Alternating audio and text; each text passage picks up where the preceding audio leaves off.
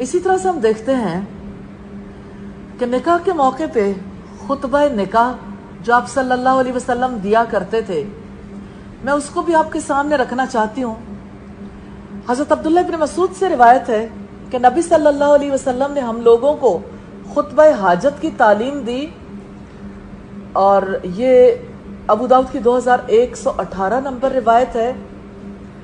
الفاظ اس کے یہ ہیں: الحمدللہ نستعینہ ونستغفرہ ونعوذ بہ من شرور انفسنا من یہدہ اللہ فلا مضل لہ ومن یضلل فلا ہادی لہ واشہد ان لا الہ الا اللہ واشہد ان محمدا عبدہ ورسولہ یا ایھا الذین آمنوا اتقوا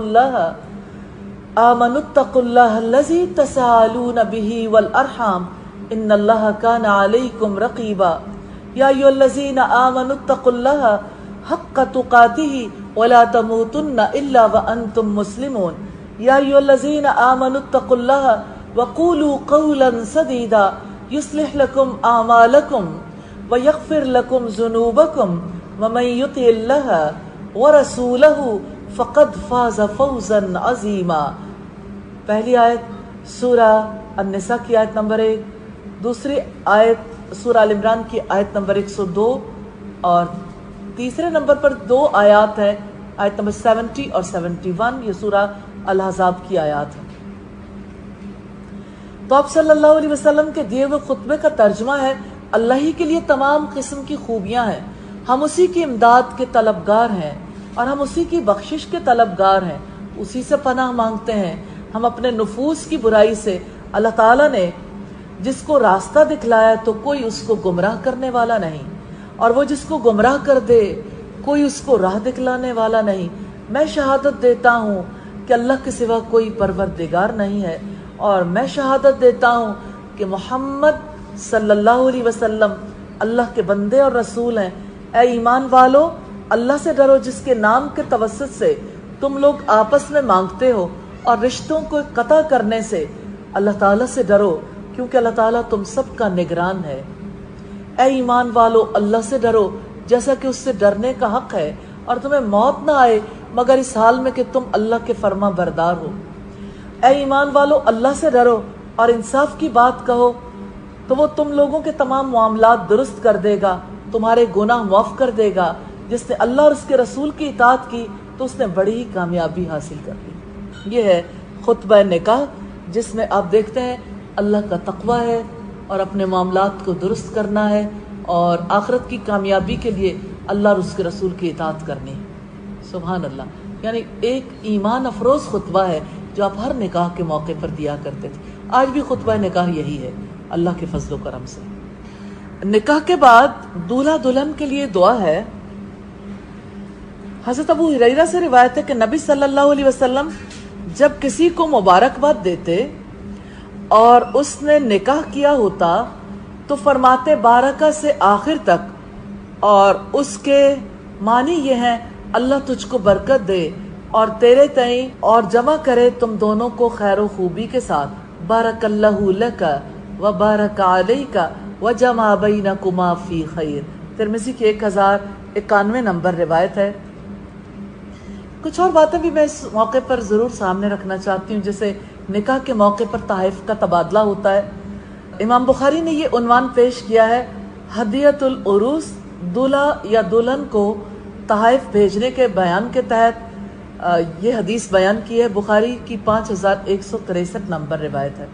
تو اس سے مراد یہ ہے کہ اس موقع پر تحائف دیے جا سکتے ہیں، یعنی حدیث کی کتاب میں باقاعدہ اس کا باب بھی ہے۔ حضرت فاطمہ کی جب رخصتی ہوئی تو آپ صلی اللہ علیہ وسلم نے ان کی ضروریات سے متعلق سامان انہیں دیا تھا۔ اسی طرح سے جب اعلان نکاح ہو تو اس کے لیے گیت گانا، دف بجانا، اس کی کیا حیثیت ہے، اس کو بھی ہم دیکھیں گے۔ جیسے طبرانی کی روایت ہے اور الاصابہ میں ہے، اور ابن مندہ نے المعرفہ میں والیوم 2 پیج 218 پر اس کا تذکرہ کیا ہے کہ ابو عبداللہ بن حبار ابن اسود اپنے باپ سے، وہ ان کے دادا سیدنا حبار سے روایت کرتے ہیں، انہوں نے اپنی بیٹی کی شادی کی اور ان کے پاس ایک رخا ڈھول اور ایک دف تھا اور وہ ان کا استعمال کر رہے تھے۔ جب رسول اللہ باہر آئے، آوازیں سنی تو پوچھا یہ آوازیں کیوں آ رہی ہیں؟ کہا گیا کہ یہ حبار نے اپنی بیٹی کی شادی کی ہے۔ نبی کریم نے فرمایا نکاح کی تشہیر کرو، نکاح کی تشہیر کرو، یہ نکاح ہے، زنا نہیں ہے۔ یعنی اگر تشہیر کرنے کے لیے آپ کوئی بھی آواز پیدا کر کے ایسی کوئی صورت اختیار کرتے ہو تو کوئی حرج کی بات نہیں۔ ایک راوی کہتا ہے میں نے کہا کہ یہ قبر کیا ہوتا ہے؟ انہوں نے کہا بڑے ڈھول کو کہتے ہیں اور ایک قسم کے باجے کو غرابیل کہتے ہیں۔ نکاح کی تشہیر کرنا نبی صلی اللہ علیہ وسلم کا حکم ہے، نکاح کو چھپانا نہیں چاہیے، یعنی اعلان کر کے بتا دو کہ یہ زنا نہیں ہے، نکاح ہے، کیونکہ جس چیز کو چھپایا جاتا ہے وہ زنا ہے۔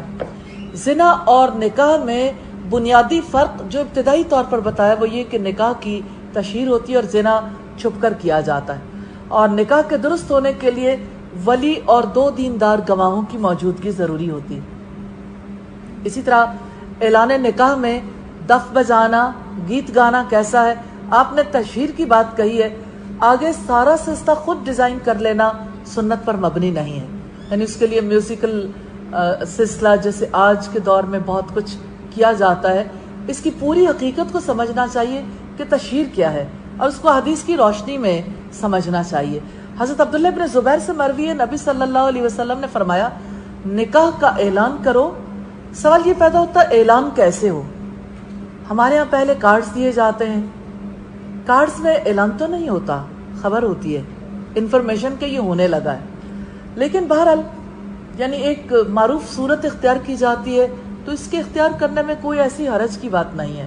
محمد بن حاتم سے روایت رسول اللہ نے فرمایا حلال اور حرام میں فرق صرف دف بجانے اور آوازوں کا ہے، یعنی حرام چوری ہوتا ہے اور حلال شہرت ہے۔